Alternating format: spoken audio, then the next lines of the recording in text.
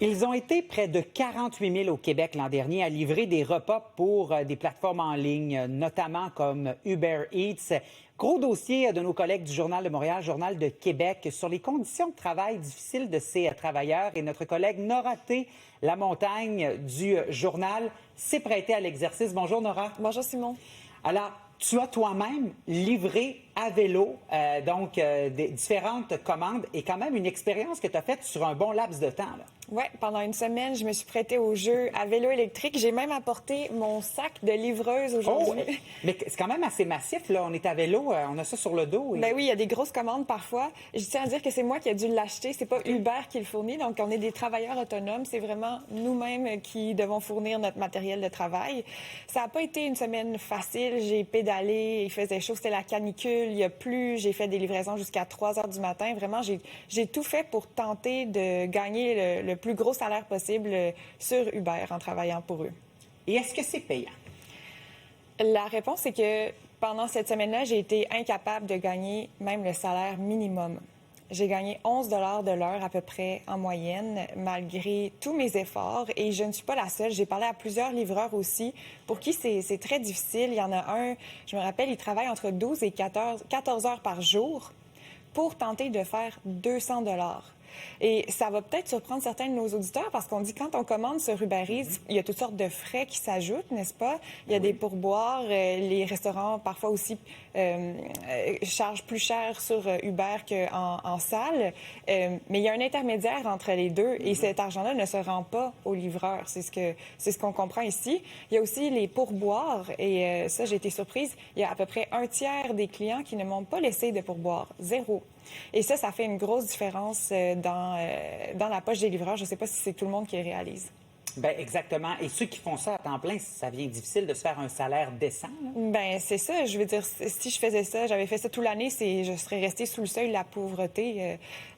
Maintenant, je crois que les travailleurs qui sont à vélo électrique ou à vélo tout court, parce qu'il y en a qui ils sont pas même d'assistance, ils sont en bas de l'échelle. Il y a comme une espèce de pyramide. Les livreurs Uber Eats en véhicule, en voiture, ont des conditions de travail quand même un peu plus faciles. Mon collègue Jean-Philippe Guilbeault à Québec, lui, a suivi 2 d'entre eux parce que c'est le moyen de transport le plus utilisé dans la capitale. Et ces gens-là font, ils disaient, entre peut-être 20-25 $ de l'heure. Okay. Mais ça, c'est sans compter toutes les dépenses. On le sait, une voiture, ça coûte cher vite. Les réparations aussi. Exact. Donc, c'est vraiment pas une panacée. Et c'est quoi le profil des livreurs globalement de ce que tu as découvert au fil de tes entretiens? Est-ce que c'est des gens qui font ça pour boucler une fin de mois en ayant un autre emploi ou il y a des gens qui le font vraiment à temps plein? Je pense qu'il y a tout un éventail de personnes. Moi, celle que j'ai rencontrée à Montréal, c'est beaucoup des nouveaux arrivants, des demandeurs d'asile, des gens qui ont du mal à se trouver un emploi en ce moment, qui se disent, mais j'ai pas d'autre option, donc je vais y aller pour Uber Eats. Plusieurs d'entre eux valorisent la flexibilité et ça, c'est vrai qu'on peut travailler du matin au soir à l'heure qui nous convient. C'est très simple de s'inscrire. Mon collègue Jean-Philippe à Québec, lui, disait que c'est des étudiants, c'est des gens qui le font peut-être plus à temps partiel pour compléter leur salaire habituel. Donc, ça varie et Uber ne voulait pas se prononcer sur mon expérience parce qu'ils disent qu'il y a tellement de variables en jeu qu'on ne peut pas vraiment commenter. Cette flexibilité-là, ils disent, est très, très, très valorisée par leurs livreurs.